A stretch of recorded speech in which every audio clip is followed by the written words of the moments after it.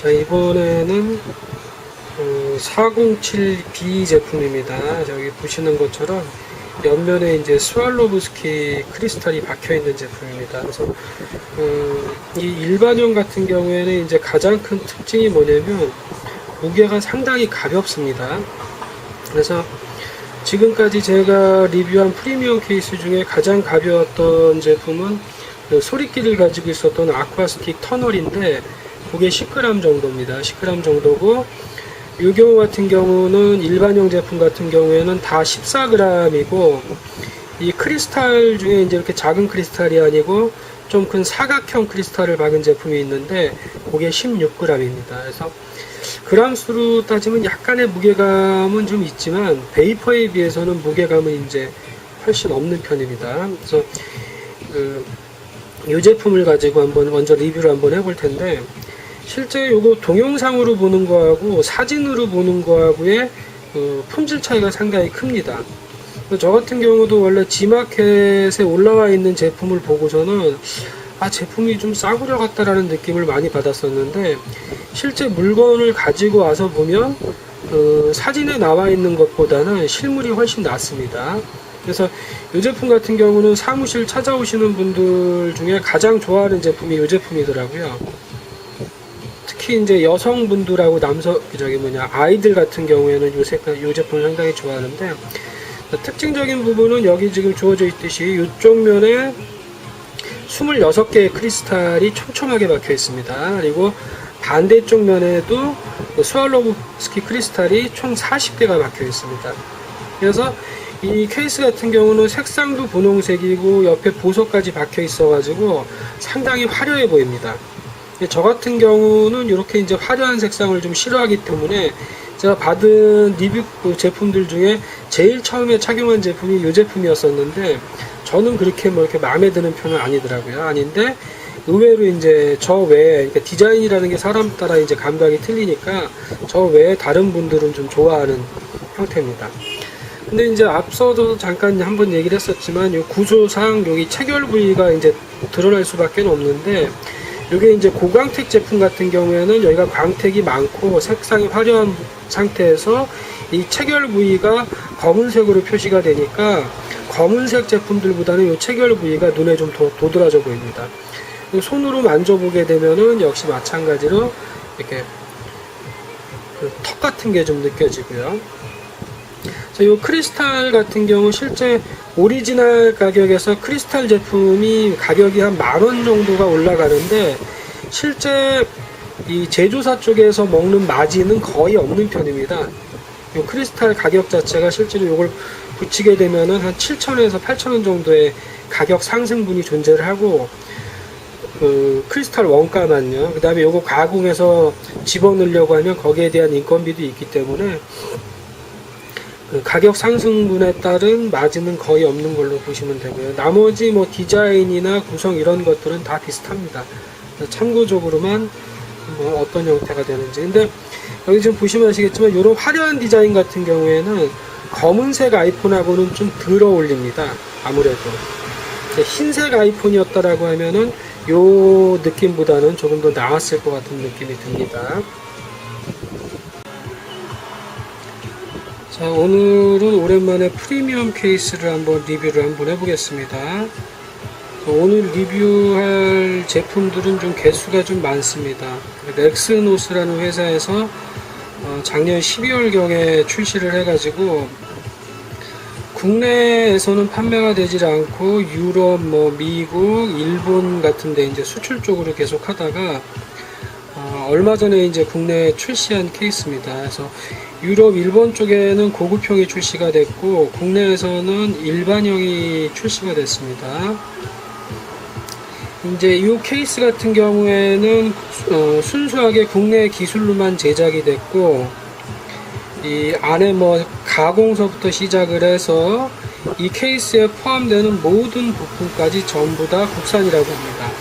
다만 이제 하나 외산인 게 뭐가 있냐고 하면은 이 나사를 체결할 때 사용되는 그 스크류 드라이버 같은 경우에는 국내에서 업체를 구할 수가 없어서 그거 같은 경우만 현재 이제 중국산이라고 하더라고요. 그래서 블로그 글에도 이미 한번 써놨지만은 기능이나 마감도 뭐 이런 쪽에서는 상당히 뛰어납니다. 뛰어나고 케이스 구성 같은 경우도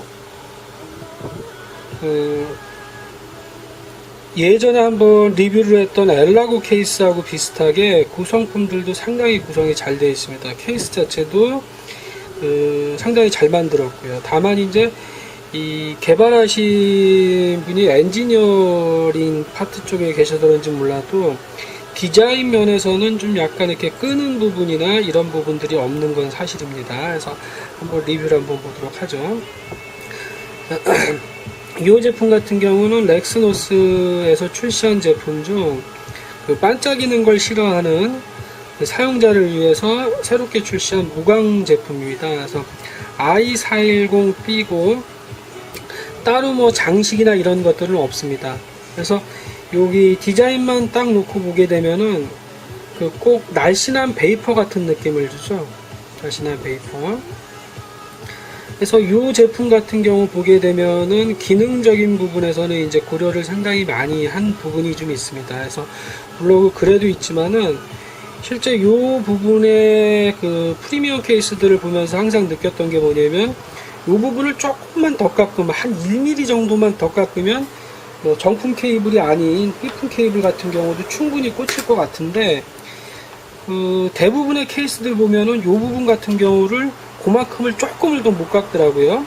그래가지고 얼마 전에 블로그에서 리뷰했던 스팅 제품 같은 경우도 이게 이제 그 블로그에 한번 소개한 돌돌이 케이블인데 이게 처음에는 정품 케이블하고 디자인이 거의 같다가 나중에 이제 구매했을 때 이게 두꺼워서 안 꽂힌다는 글을 갖다가 이제 수정을 해뒀었는데 요 케이블 같은 경우도 스팅 케이블에 꽂으면 이게 좀 약간 좁아가지고 꽂히질 않는데 스팅 같은 경우는 요 두께가 워낙 얇아가지고 이게 요 하얀색 부분은 들어가진 않지만 요 길이만 가지고도 연결이 돼서 썼었는데 이거 같은 경우에는 이 정품 케이블이 아니라 삐품 케이블이라고 하더라도 이것처럼 꽂아봐도 상당히 넓습니다. 잘도 꽂히고 꽂고 난 다음에도 정품이 아닌데도 불구하고 간격이 좀 약간 있습니다.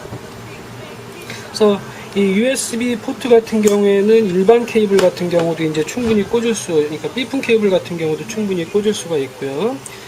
자, 이 옆면에는 이제 이 디자인 자체가 워낙 단조로운 디자인이기 때문에 그 디자인을 극복하기 위해서 여기다 글씨를 새긴 모양이더라고요. 새긴 모양인데, 요거는 이제 스페셜 에디션인 경우에만 이렇게 글씨가 새겨져 있고, 일반 판매용 제품에서는 요 글씨가 이제 사라진다고 하더라고요. 이쪽이 이제 볼륨 단자 부분. 그리고 이제 이어잭 부분하고 전원 단추 부분인데, 이어잭 부분하고 전원 단추 부분은 여기 지금 보시는 것처럼 이렇게 개방형입니다. 개방형. 그래서 좀 여기 부분이 이와 같은 식으로 되어 있기 때문에 좀 휑한 느낌도 좀 납니다. 휑한 느낌도 나는데 이게 뻥 뚫려 있기 때문에 단추 같은 것들을 누르기 상당히 용이하고요. 이어잭 부분도 이와 같은 식으로 뚫려 있기 때문에 애플의 정품 케이블 외에 뭐 기역자 형태로 되어 있는 이어잭들도 많잖아요. 그러니까 특히나 이제 차량용 같은 경우에는 기역자 형태로 되어 있는 게 많은데 그런 것들 같은 것도 충분히 꽂을 수 있을 정도로 되어 있습니다. 그리고 이제 요게 이제 반대쪽 면인데요. 그래서 베이퍼 같은 경우는 이쪽에 유심을 교체할 수 있도록 홀이 박혀 있죠. 홀이 박혀 있는데 요 경우 같은 경우는 그런 홀이 없습니다. 홀이 없기 때문에 유심을 교체를 하려고 하면은 케이스를 좀 뜯어야 되죠. 그래서 편의성하고 디자인이라는 부분이 서로 상충되게 되는데 저는 디자인 면에서는 막아버리는 게 오히려 낫다는 생각이 들더라고요. 그래서 원래 베이퍼도 초기 디자인에는 여기 막혀 있다가 사용자 요구 때문에 여기를 뚫은 걸로 되어 있는데 기본적으로 저는 막혀 있는 구조가 더 낫다는 생각입니다. 그 다음에 이제 체결을 한번 보게 되면은 자, 여기 보이는 것처럼 여기 대각선 방향 여기하고 이쪽 부분 해서 두 개의 블록 글을 보면 알겠지만 두 개의 파트로 구성이 됩니다. 두 개의 파트로 구성되고 여기 옆면을 보면 아시겠지만 여기 이와 같은 식으로 계단 형태로 돼 있어 가지고 이 한쪽 계단 형태에서 반대쪽 계단 형태를 나사로 잡아 무는 형태입니다. 뒷면을 보게 되면은 여기에 지금 나사가 있죠. 여기 나사가 있고 반대쪽에 이쪽도 지금 나사가 있는 거고요. 그래서 이런 형태의 체결 구조다 보니까 요 케이스하고 케이스가 맞물리는 요 부분의 틈이 다른 프리미엄 케이스들에 비해서 조금 더 벌어진 것처럼 보입니다. 그러니까 베이퍼 같은 경우는 어떻게 되어 있냐면은 여기를 자르고 이쪽에서 나사를 가지고 조이는 형태니까 가급적이면 공간을 줄일 수가 있는데, 이거는 이미 나온 걸 가지고서 요 공간을 줄이는 형태가 되기 때문에 아무래도 틈이 좀 있을 수밖에 없습니다. 구조적으로. 그리고 요거는 좀 이제 그 색상이 검은색이고 무광이기 때문에 요 틈이 그렇게 도드라져 보이진 않는데, 유광 제품 같은 경우에는 요 틈이 조금 더 도드라져 보입니다.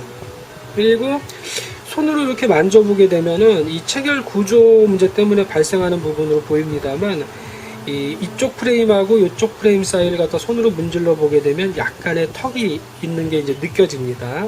이거는 반대쪽을 뒤집어도 마찬가지죠.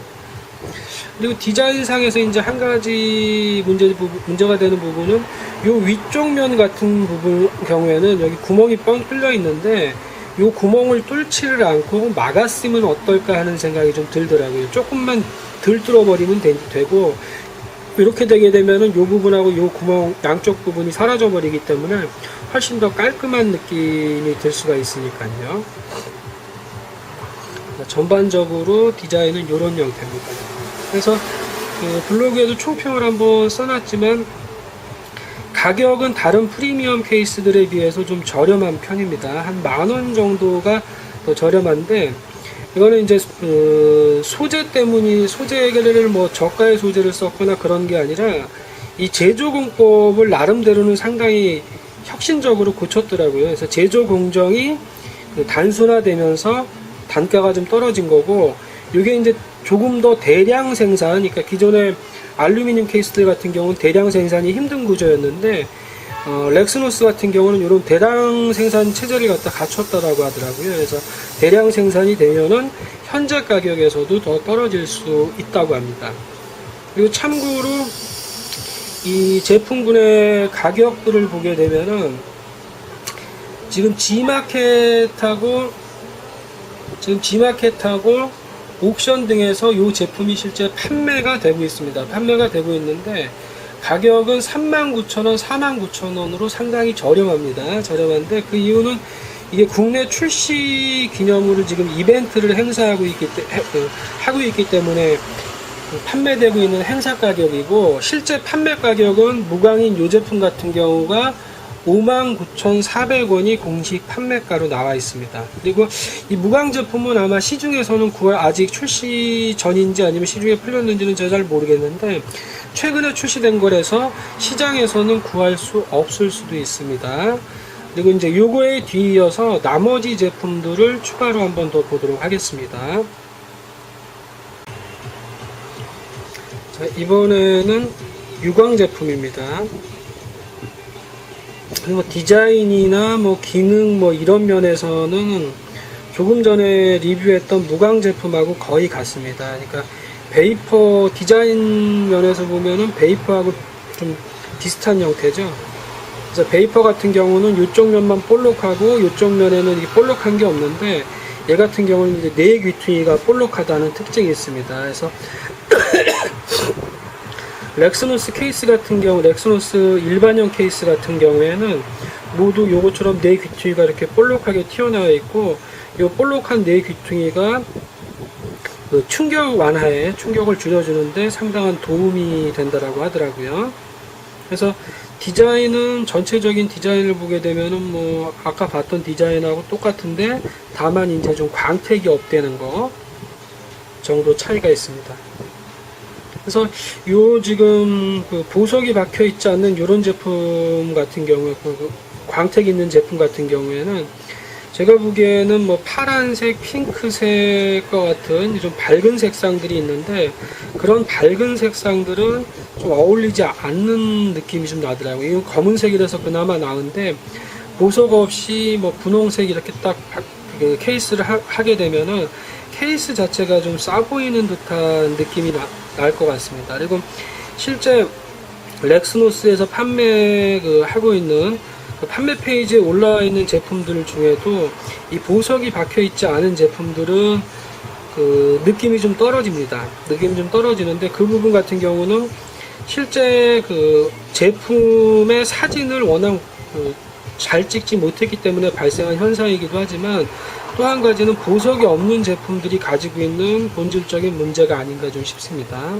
한번 보시면은 디자인은 전체적으로 똑같고, 다만 이제 광택이 좀 반짝거린다라는 정도의 차이밖에는 없습니다. 자, 이제 일반형 리뷰 마지막으로 사각형 크리스탈을 장착한 제품입니다. 그래서 원래 뭐 보석에 관련되는 제품이나 뭐 다른 제품들에 대한 설명들을 쭉 해왔기 때문에 따로 특별하게 뭐 여러 개 설명할 필요는 없을 것 같습니다.